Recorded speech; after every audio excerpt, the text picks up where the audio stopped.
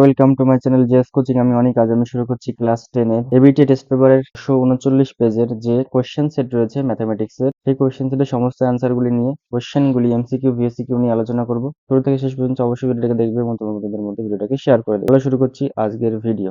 First যে কোশ্চেনটা আছে সেটা হচ্ছে এটা, এই ঘনকের একটি পৃষ্ঠতলের অনুপাত হচ্ছে ক্ষেত্রফলের অনুপাত হবে। কোশ্চেনটা একটু ভুল আছে। ক্ষেত্রফলের অনুপাত পৃষ্ঠতলের ক্ষেত্রফলের অনুপাত এত এত হলে তাদের আয়তনের অনুপাত কত হবে? বাহু ধরলাম এটা, তাহলে একটা ঘনকের ক্ষেত্রফল কি হয় 6a1 স্কোয়ার আর এটা হচ্ছে 6a2 square is equal two কত আছে 1/4। তাহলে 6 আর 6 কেটে গেল ধরলাম। তাহলে আমরা এখান থেকে বলতে পারি a1/a2 কত হবে, a1/a2 তার হোল স্কোয়ার সমান সমান হাফ অফ তার হোল স্কোয়ার। তাহলে এখান থেকে আমরা a1 সমান সমান 1 বলতে পারি, a2 সমান সমান 2 বলতে পারি। তাহলে তাদের আয়তনের অনুপাত মানে a1 cube by a2 cube কত হবে, a1 হচ্ছে 1 তার কিউব আর a2 হচ্ছে 2 তার কিউব, তাহলে 1/8 হবে এর অ্যান্সার। তাহলে 1:8 বেরোবে এটার অ্যান্সার, 1:8 পাবো এটার অ্যান্সার। এটা হচ্ছে ফার্স্ট কোশ্চেনের অ্যান্সার। তাহলে ফার্স্ট কোশ্চেনের অ্যান্সার কত হবে, অপশন নাম্বার বি। তারপরে হচ্ছে দুইয়ের কোশ্চেন, একই সময় ও একই সরল সুদের হারে এক্স টাকার সবৃদ্ধিমূল ওয়াই টাকা হলে, আচ্ছা এক্স টাকার সবৃদ্ধিমূল ওয়াই টাকা, তাহলে ওয়াই সমান সমান x plus I, I means x এর উপর যে সুদটা পাবো, তাহলে এক্স প্লাস আই এর সুদ কত হবে, P R T by 100। P মানে কত, এক্স আর টি বাই 100, তাই তো। এবার এখান থেকে আমরা এক্সটাকে কমন নিয়ে নিই, এক্সটাকে যদি কমন নিই তাহলে 1 প্লাস আর টি বাই এটাকে কত পাবো 100, তাই তো। এটা আমরা বলতে পারবো। অথবা আরেকটা জিনিসও করতে পারি, তাহলে এক কাজ করি, এটা এরকম ভাবেই থাক, এটা এরকম ভাবেই থাক। এখান থেকে এক্সটাকে এই ওয়াই এর সাথে নিয়ে আসি, তাহলে Y minus X is equal to X R T by কত হবে 100। তাহলে এখান থেকে আরেকটা জিনিস বলতে পারি, এক্স থেকে এটার নিচে নিয়ে আসি, তাহলে Y minus X by X is equal to R T by 100, তাই তো। এটা পেলাম। এবার দেখো আবার আবার আমরা কি বলতে পারবো, যে ওয়াই টাকার সবৃদ্ধিমূল জেড টাকা, তাহলে ওয়াই, তাহলে জেড টাকা সমান সমান কি পাবো, ওয়াই প্লাস সামথিং আই, তাহলে ওয়াই প্লাস আই মানে কত, ওয়াই আর টি বাই 100, তাই তো। এখান থেকে জেড মাইনাস ওয়াই সমান সমান কি বলতে পারবো, ওয়াই আর টি বাই 100।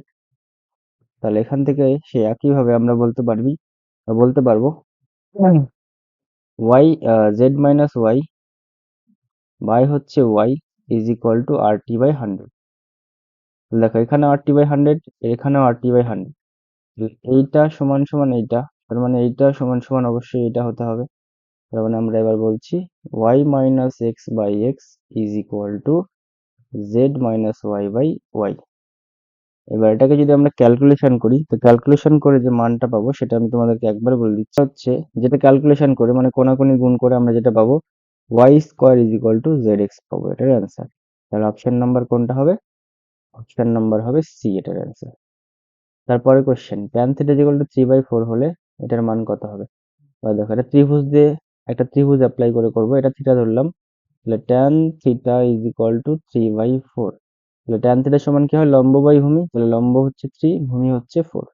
আমাদের বের করতে বলেছে কত, আমাদের বের করতে বলেছে সাইন থিটার মান কত সেটা বের করতে হবে। তাহলে সাইন মানে হয় কি, আহ লম্ব বাই অতিভুজ হয়, তাহলে এটা হচ্ছে অতিভুজ।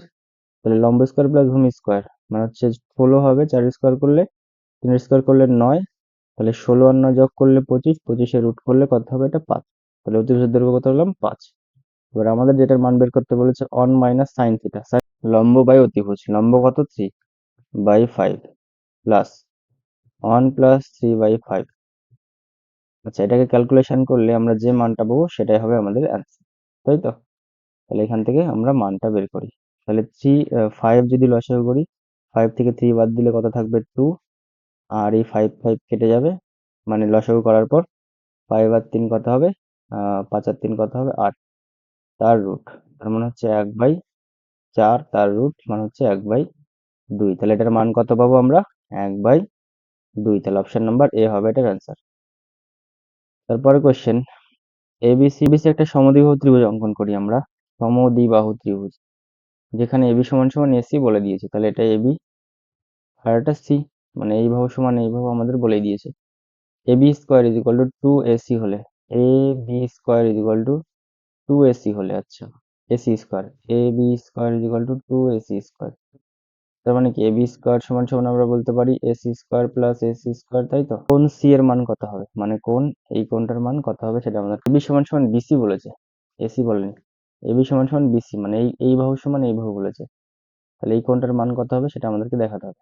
তাহলে এখান থেকে আমরা কি বলতে পেরেছি সেটা হচ্ছে AB square is equal to AC square plus AC square. এবার এসি স্কোয়ারের জায়গায় আমরা বসাতে পারি না বিসি স্কোয়ার, কারণ এসি আর বিসি সমান। তাহলে দেখো AB square is equal to BC square plus AC square হয়ে গেল, মানে এই বাহুর স্কোয়ার সমান সমান, মানে এটা যদি অতিভুজ হয় তাহলে এটা লম্ব আর এটা ভূমি। লম্ব আর ভূমির মধ্যে কত কোণ থাকে সবসময়? 90 ডিগ্রি কোণ থাকে, মানে একটা সমকোণী ত্রিভুজের এই লম্ব আর ভূমির মধ্যে সবসময় কত ডিগ্রি কোণ থাকে? 90 ডিগ্রি কোণ থাকে। তাহলে কোণ সি এর মান কত ডিগ্রি হবে? 90 ডিগ্রি। আশা করি কোশ্চেনের আনসার বুঝতে পেরেছি। তারপর কোশ্চেন কি আছে দেখি।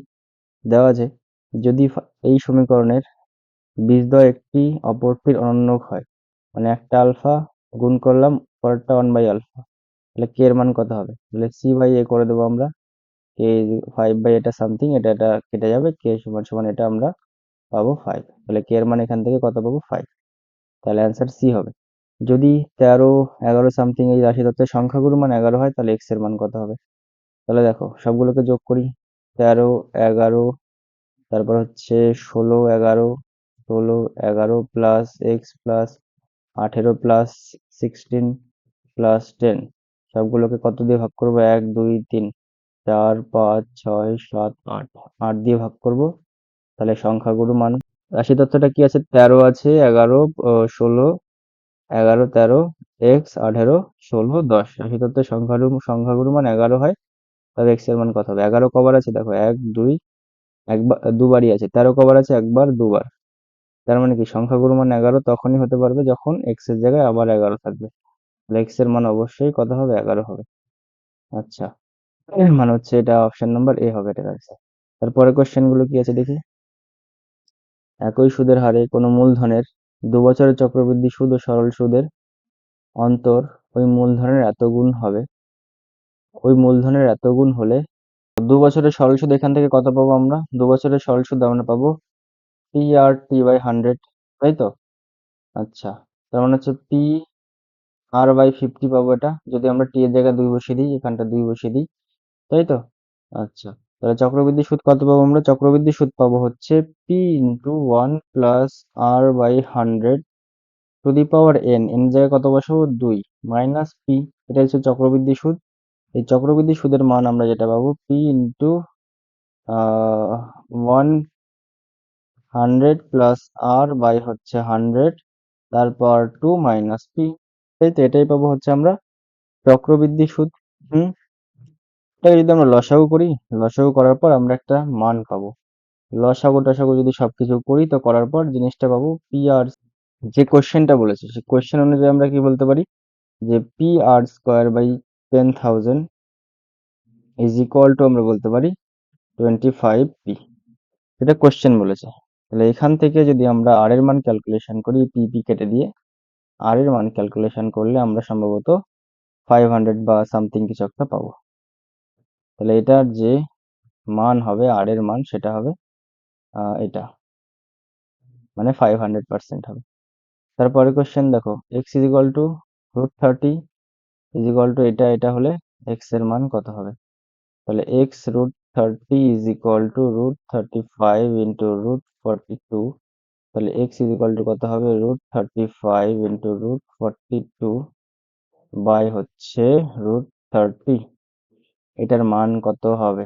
আচ্ছা, এক কাজ করতে পারি আমরা, 35কে তো √5 ইন্টু √6 লেখা যায়, আর হচ্ছে এটাকে √6 ইন্টু √7 লেখা যায়, আর এইটাকে লেখা যায় √5 ইন্টু √6, 5 6 30, এটা কেটে গেল, সরি এটাকে 7 লিখে যাবে, এটা কেটে গেল, এটা কেটে গেল, এটা কেটে গেল, √7 গুণ করলে 7 হবে অ্যান্সার। তাহলে এক্স এর মান কত হবে? এক্স এর মান হবে 7। তারপর কোশ্চেন, একটি লম্ববৃত্তাকার চোঙ এবং শঙ্কুর ভূমিতলের ব্যাসার্ধের দৈর্ঘ্য সমান, তাদের উচ্চতা সমান হলে তাদের আয়তনের অনুপাত কি হবে? চোঙের আয়তন pi r square h is to 1/3 pi r square h, তাই তো? এবার 3:1 কাটাকাটি করলে এদের আয়তনের অনুপাত আসবে 3:1। 3:1 হবে এটার অ্যান্সার। এই কোশ্চেনটা অনেকবার করা হয়েছে, এটা কেটে যাবে, এইচও কেটে যাবে, তাহলে 3:1 হবে এটার অ্যান্সার। দুটি ত্রিভুজ সদৃশ হবে যদি তাদের অনুরূপ বাহুগুলি সমানুপাতি হয়। অনুরূপ বাহুগুলি সমানুপাতি হয়। কিছু ছাত্রের বয়স হলো এত এত এত, এদের বয়সের মধ্যমা কত বছর? আচ্ছা, মধ্যমা হয় মাঝের সংখ্যাটা, তাহলে 1 2 3 4 5 6 7, তাহলে মাঝের সংখ্যা কত আছে? 7, তাহলে এদের মধ্যমা কত হবে? 7। Sine 81 degree minus cos 9 degree, এটার মান 0 হবে। তারপরে কোশ্চেন কি করে হয় দেখিয়ে দিচ্ছি। Sine 81 degree cos 9 degree, sine 81 থাকলো এরকম, এবার কস 90 ডিগ্রি কি লেখা যায়? সাইন 90 ডিগ্রি মাইনাস 81 ডিগ্রি, মানে কস 9 ডিগ্রিকে এটা লেখা যায় কস 90 মাইনাস 81, তাহলে সাইন 81, এবার কস 90 মাইনাস থিটা মানে হচ্ছে সাইন থিটা। অংশীদারি কারবার কিন্তু 3 প্রকার হয় না, অংশীদারি কারবার 2 প্রকার হয়। তারপরে বৃত্তস্থ চতুর্ভুজের বিপরীত কোণগুলি পরস্পর সম্পূরক, সত্য। তারপরে কোনো পরিসংখ্যা বিভাজনের মধ্যমা 10, যৌগিক গড় 10 হলে, সংখ্যা বিভাজনের মধ্যমা 10, যৌগিক গড় 10 হলে সংখ্যাগুলোর মানও 10 হবে। তারপরে এত এত এত হলে a ভ্যারিজাস 1/c হবে, তাহলে a ভ্যারিজাস 1/b আর b ভ্যারিজাস 1/c বলা আছে, তাহলে a is equal two k/b হবে আর b is equal two k1/c হবে। মান বসিয়ে দিলাম, তাহলে কি হয় দেখি। মান যদি বসাই তাহলে আমরা পাবো k/k1/c, তাহলে এখান থেকে আমরা যদি এটাকে k2 বলি, c টা উপরে উঠবে, তাহলে a ভ্যারিজাস c হবে এটা, তাহলে a ভ্যারিজাস c হবে, 1/c হবে না, এটা মিথ্যা। থিটা এর মান সর্বদা ধনাত্মক সূক্ষ্মকোণ হলে cos থিটার মান ঋণাত্মক হবে না। হ্যাঁ, অবশ্যই ঋণাত্মক হবে না যদি ধনাত্মক সূক্ষ্মকোণ হয়। একটি লম্ব বৃত্তাকার শঙ্কুর উচ্চতা, ব্যাসার্ধ এবং তির্যক উচ্চতা একটি সমকোণী ত্রিভুজদ্বয় বাহুত্রয় হয়, সত্য। এই কোশ্চেনটা অনেকবার করা হয়েছে, তাই আর বোঝাচ্ছি না এই সেটে। আশা করি প্রত্যেকটা কোশ্চেনের আনসার সবাই বুঝতে পেরেছে, তাই শুরু থেকে শেষ পর্যন্ত ভিডিওগুলো দেখার জন্য অনেক অনেক ধন্যবাদ।